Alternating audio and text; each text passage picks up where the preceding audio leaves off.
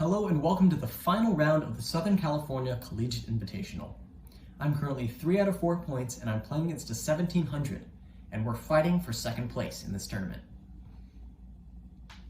Also, sorry I haven't posted for a while.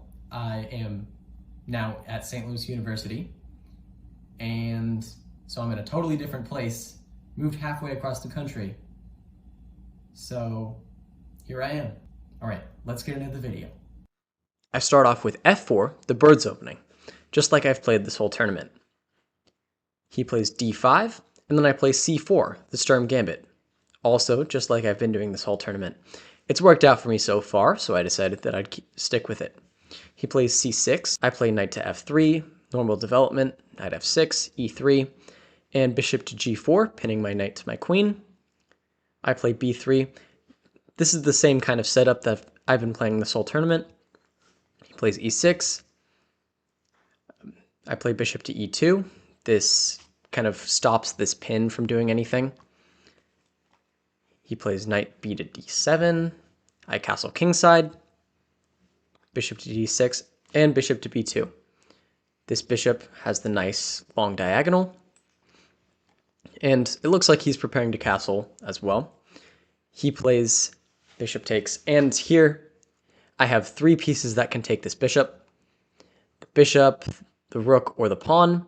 The pawn wouldn't really make a lot of sense because it just opens up the g-file, so my king could get really open there, which wouldn't be so great. The bishop makes a lot of sense, but I decided to go with rook takes f3, which activates my rook a little bit, keeps eyes on this pawn, and potentially prepares to come over here and attack the king once he's castled. My opponent plays e5. This is a very interesting move. It prepares to open up the center of the board. I took the pawn on e5. He takes back with the knight, and here the knight is hitting my rook. And since I was playing a higher rated player, I was a little bit wary about my knight being caught off guard here, so I just played rook back to f1. I should have played rook to f5, realizing that this was totally fine because I'm putting pressure on this knight here, and the queen would have to block it, or protect it, I mean. So this is a totally valid option here. But I played rook to f1 instead. He castles kingside, and then I play knight to a3.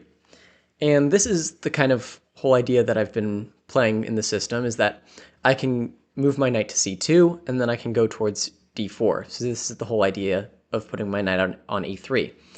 It's really a whole trip where I'm moving all the way over here.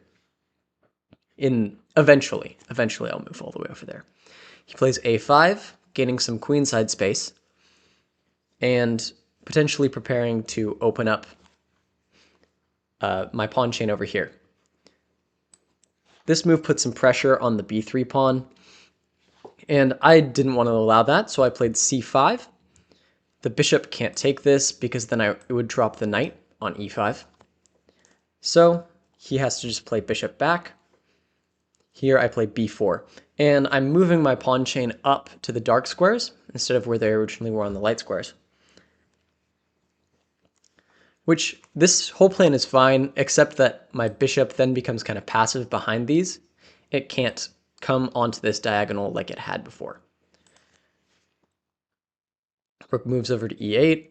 I play a3, which was my idea, solidifying this pawn chain, disallowing him from playing a3. He plays b6. And this move is not great because after I take and he takes, my rook is going to have this open c-file, or half open c-file, I mean. So I move my knight to the center of the board, d4, completing my whole journey that I was talking about, this whole idea. He plays queen to d6. Then I play rook to c1, right, taking this open c-file that he made a problem after b6. He plays knight to e4, trying to take this outpost in the center of the board. Can't be bad, right? So I tried to kick the knight away. And what I missed here was that I could have played knight to f5. And what the engine wants here is honestly to play queen to d8 takes knight, and then take this pawn on c6, and I'd be a whole pawn up. And this would be a solid position for me. But I missed that idea. I just played d3, kicking the knight away. Knight moves over to g5, and I play rook to f5. I'm trying to activate my rook and maybe attack this king side eventually. He plays knight back to e6, and his idea here is to take my knight on d4, and this would double my pawns. I don't really have anything I can do about it, so I just kind of tuck myself into a ball, and I play queen to d2, preparing for the worst. He takes with the bishop, and then I take back with the pawn. Now, my bishop here is kind of ugly and jailed in, but my idea is that eventually I'll be able to take it around this way and get this diagonal over here. He plays knight to g6 because the knight was attacked. I move the rook over to the f-file, and now I have doubled rooks. He plays knight to e4, or knight e to f4, and this I just immediately thought was not a good move, because this knight just looks really flimsy here, and if this bishop were gone, then I could just take that knight, because I would gain 2 knights for a rook. 2 knights is better than a rook, 6 versus 5. So I move knight to g4.